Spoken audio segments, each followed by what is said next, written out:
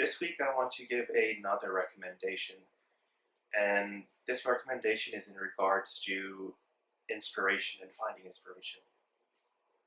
Of course, I imagine all of you read and read quite a lot, and that's partly why you're here, and you often look to what you read for inspiration, and that's great. I think you should read a ton. I think you should read broadly. I think you should go from the classics all the way up until modern fiction. I think you should go all across, the genres.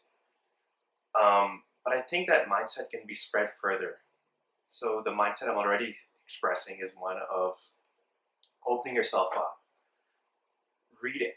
Like I said, read everything you can. Well, similarly, don't limit yourself to books either for inspiration. Now, there's the common thought in writing that, you write from your experiences. And of course, you should look to your own experiences as sources for inspiration. But what about film? What about art? What about music? What about anything? I can talk from personal experience that the first novel I wrote, I got the idea from listening to lyrics of a song. I heard some lyrics of a song and an image came in my mind. I was like, it just became this idea in my head that I had to see to fruition. And that was my first novel. And I can tell you I've been inspired by anime and manga and film and everyday occurrences and podcasts and just about anything that you can experience that is some form of art or some form of content, or just anything that you're experiencing in life is a source to write about. So don't close yourself off. And maybe I should have said this earlier, but that's my tip. Don't limit yourself and stay open.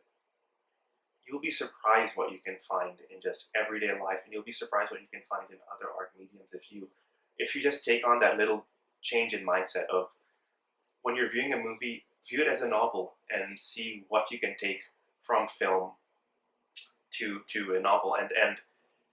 I'm not talking just about in terms of a narrative or plot, but also little character beats or little character interactions that you might want to translate and put into words, or something like the form of film, right? If you watch an art house film and it's very different, and you're mesmerized by it, ask yourself, how can you put this down on paper and get a similar response? Right? There's so much you can do, and that's just film, right? And we've talked about so many other things already. And then the other piece of advice, I'm sure you've heard this, and I'm sure I don't have to tell you this, but I just thought I'd touch upon it, is keep something that you can put your notes down on at all times with you. For me, it's my phone. I just have a note section in my phone, and anytime anything occurs to me, any idea, I just jot it down. But if you're a pen and paper person, okay, keep a pen and paper with you. Keep a notebook with you. Whatever works, but just have that so that you never switch off that dial of inspiration.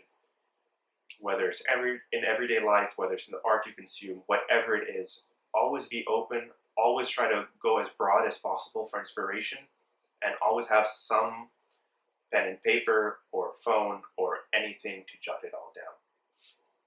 So that's all for this week. I hope that helped. If you would, please like and subscribe, and I'll see you next time.